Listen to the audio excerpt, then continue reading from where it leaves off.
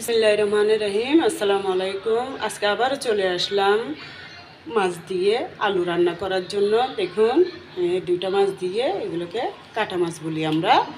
এই দুইটা মাছ আমি ডলে নিচ্ছি সুন্দর করে। দেখুন ডলতে ডলতে তাজা মাছকে কেমন ছিঁড়ে ফেটে ফেলছি। দেখুন এগুলো কিন্তু অনেক তাজা মাছ।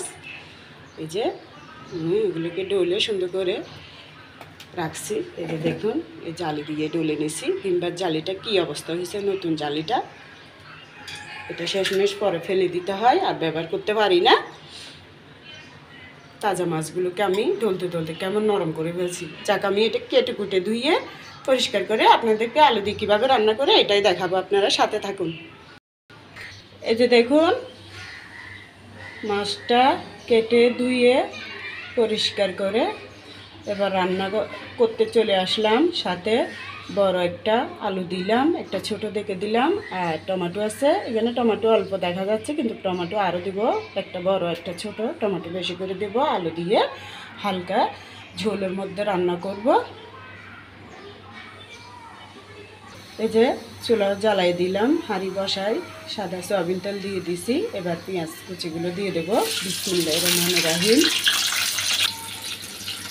এখানে 1.5 চামচ রসুন বাটা, আধা চামচ আদা বাটা, এই দুইটা আগে দিয়ে দেবো।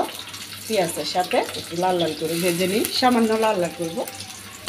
আদা রসুন পেঁয়াজ হালকা ভাজা হওয়ার পরে এবার দিয়ে দেব এটা তেলে রাখা ধনে বাটা, আর এটা কাঁচা জিরা বাটা ছিল না, তাই এখন বেটে নিচ্ছি তাড়াহুড়ো করে। আর অল্প করে গুঁড়ি মরিচ, হলুদের গুঁড়ি, এগুলো দিয়ে দিলাম তরকারির আন্দাজ অনুযায়ী। হলুদের গুঁড়ি মরিচের গুঁড়ো দিলাম, কারণ এখানে সর্ষে বাটা দিব, তাই গুঁড়ি মরিচ কম দিছি। আর কাঁচামরিচ আছে 7টা বাটা। যে একটু কষানোর পরে একটু মশলা বাটা দিয়ে পানিগুলো একটু দিয়ে দিলাম, আর একটু পরে দেবো। দেখুন এখানে কাঁচামরিচ, হলুদ, সর্ষে, তারপর একটু সাথে ধনিয়া বাটাও দিছি, ধনিয়া পাতাটাও বেটে দিছি। এই যে দিয়ে দিলাম। কাঁচামরিচ এখানে 10-11টা আছে, তাই গুঁড়ি মরিচ কম দিছি। এই যে একটু কষানোর পরে আমি বাকি মশলা বাটা ফাটা দেওয়া পানিগুলো দিয়ে দিচ্ছি। এরপর মাছগুলো দিয়ে দিচ্ছি। এবার মাছটা এভাবে মশলার মধ্যে একটু 5 মিনিট কষিয়ে নিই। এই যে দেখুন মাছটা মশলার উপরে কষানো হয়ে গেছে। এখানে আমি লবণ দিই নাই প্রথমে, তাই মোবাইল বন্ধ থাকা অবস্থায় আন্দাজ অনুযায়ী লবণ দিয়ে দিছি। এবার এগুলো কষানো হয়ে গেছে, আমি মাছগুলো তুলে নিই। এবার মাছ কষানো মশলার মধ্যে দিয়ে দেবো আলুগুলো এইভাবে কষিয়ে নেব 10-15 মিনিট। যে দেখুন আলুটা কি পর্যায়ে পর্যন্ত আমি কষিয়ে নিয়েছি, তেল উঠে যাওয়া পর্যন্ত। এখন এভাবে কষিয়ে নেওয়ার পর আবার একটু গরম পানি দিয়ে দিব আলুটা ভালো করে সিদ্ধ হওয়ার জন্য।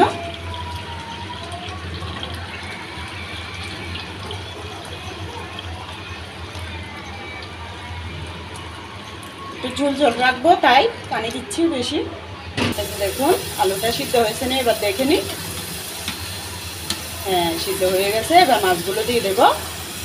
যে এবার উপরে মাছগুলো দিয়ে দেবো, এটা দিয়ে একটু পানি দিয়ে দেবো। যে এবার দিয়ে দেবো টমেটোগুলো। ঝোলের মধ্যে একটু টমেটো বেশি দিলাম, কারণ একটু ঝোল ঝোল হবে, তাই খেতেও ভালো লাগবে। এই যে এবার 3টা আস্ত কাঁচামরিচ আর একটু ধনিয়া পাতা দিয়ে দেবো। বেটেও দিছি কাঁচামরিচ, ধনিয়া পাতা, সর্ষের সাথে।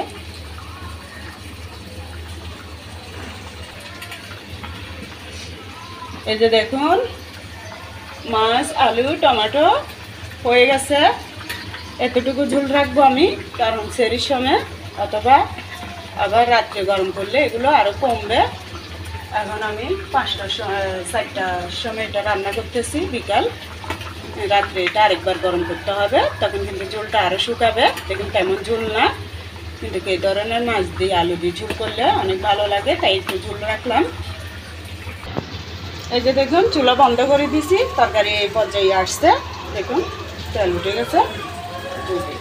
যদি ভালো লাগে আমার রান্নাটা, তাহলে লাইক দিবেন, সাবস্ক্রাইব করবেন এগুলো করে আমার পাশে থাকবেন, আমাকে উৎসাহ জাগাবেন। আল্লাহ হাফেজ, আসসালামু আলাইকুম।